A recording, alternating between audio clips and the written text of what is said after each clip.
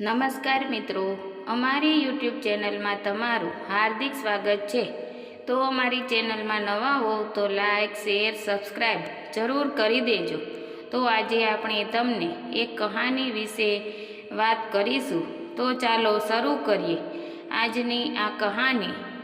સર્વ પિતૃ અમાવસ્યા, જેને મહાલયા અમાવસ્યા પણ કહે છે, એ પિતૃઓને તર્પણ, પિંડદાન અને શ્રાદ્ધ કરવાની સૌથી મહત્વની તારીખ માનવામાં આવે છે। આ દિવસે કરેલી ક્રિયા પિતૃઓને સિદ્ધિ પહોંચે છે, એવી માન્યતા છે। હવે વિગતવાર જાણીએ કે આ દિવસે શું કરવું અને શું ના કરવું। શું કરવું? 1. તર્પણ અને પિંડદાન। ગંગાજળ, તિલ અને તુલસી વડે તર્પણ કરવું। પિંડદાન માટે તિલ, જવ, અક્ષત, ચોખા તથા ઘીનો ઉપયોગ કરવો। પિતૃના નામે પાણીનો અર્પણ કરવો। 2. બ્રાહ્મણ, ગાય, કાગડો અને કૂતરાને ભોજન કરાવવું। માન્યતા છે કે કાગડો પિતૃઓનો દૂત છે, તેથી એને ખવડાવવું ખૂબ શુભ। ગાય અને કૂતરાને ખવડાવવું પણ અનિવાર્ય ગણાય છે। 3. દાન પુણ્ય કરવું। ક્ષીણ દાન, અન્ન, વસ્ત્ર, નાણાં, કુંડો, છત્રી, લોટો વગેરે ગરીબોને ભોજન કરાવવું। 4. નદી કે તળાવમાં સ્નાન કરવું। શક્ય હોય તો ગંગા કે પવિત્ર નદીમાં સ્નાન કરીને તર્પણ કરવું। ન મળે તો ઘર પર તલ મિશ્રિત જળ વડે સ્નાન કરવું। 5. જપ, પાઠ, પૂજા અને દીપદાન। ઓમ પિતૃભ્ય સ્વધા મંત્ર જાપ।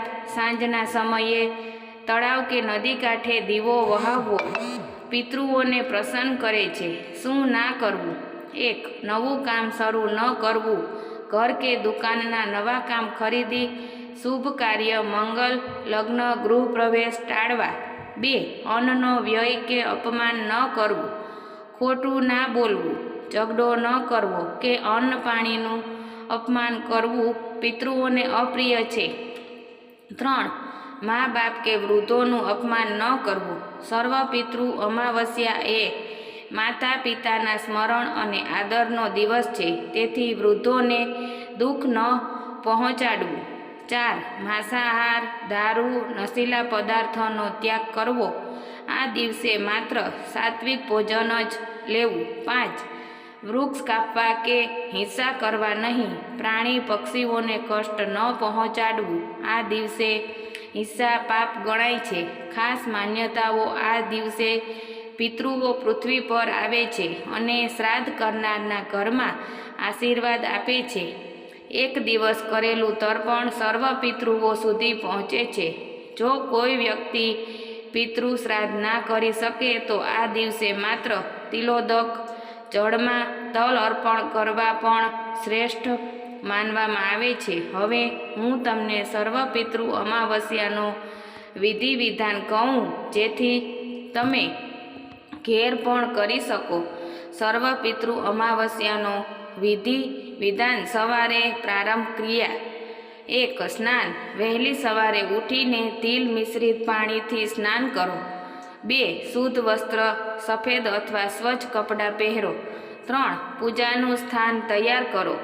ઘરમાં પૂર્વ દિશા તરફ એક ચોખ્ખું સ્થાન બનાવીને પિતૃ માટે 1 લોટો પાણી, તિલ, તુલસી, દીવો અને અક્ષત રાખો। તર્પણ વિધિ। એક તાંબાના પાત્રમાં પાણી લો, તેમાં તિલ, તુલસી અને ચોખા નાખો। 2. પૂર્વ કે દક્ષિણ દિશામાં મુખ રાખીને પાણી અર્પણ કરો। 3. તર્પણ કરતી વખતે મંત્ર બોલો, ઓમ પિતૃભ્ય સ્વધા। 4. પિતૃના નામે 3 વાર પાણી અર્પણ કરો। જો નામ ન જાણતા હો તો સર્વ પિતૃઓ માટે કરો। પિંડદાન વિધિ। જો શક્ય હોય તો 1. ચોખા, જવ, ઘી અને તલ મિશ્રિત કરીને નાના પિંડ બનાવો। 2. આ પિંડ પાનના પાને કે કુંડામાં મૂકો। 3. કાગડો, ગાય કે કૂતરાને આપો। અન્નદાન અને ભોજન વિધિ। 1. બ્રાહ્મણ, ગરીબ, ગાય, કૂતરો અને કાગડાને ખવડાવવું ખૂબ જ શુભ માનવામાં આવે છે. 2. ઘરમાં બનેલું સાત્વિક ભોજન ખીચડી, પૂરી, શાક, દૂધ, મીઠાઈમાંથી થોડો ભાગ પિતૃ તર્પણમાં અર્પિત કરો.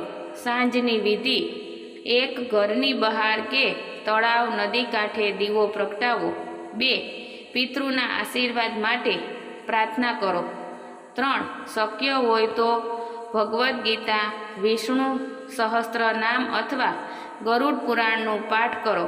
ખાસ ધ્યાન રાખવાનું: આ દિવસે માંસાહાર, દારૂ, ઝઘડો, અશુદ્ધિથી દૂર રહો.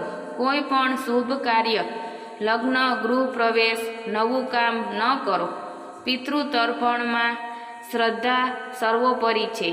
વિધિ ન પાળશો તો પણ શ્રાદ્ધ, શ્રદ્ધા અને તિલોદક જલ અર્પણ પૂરતું છે.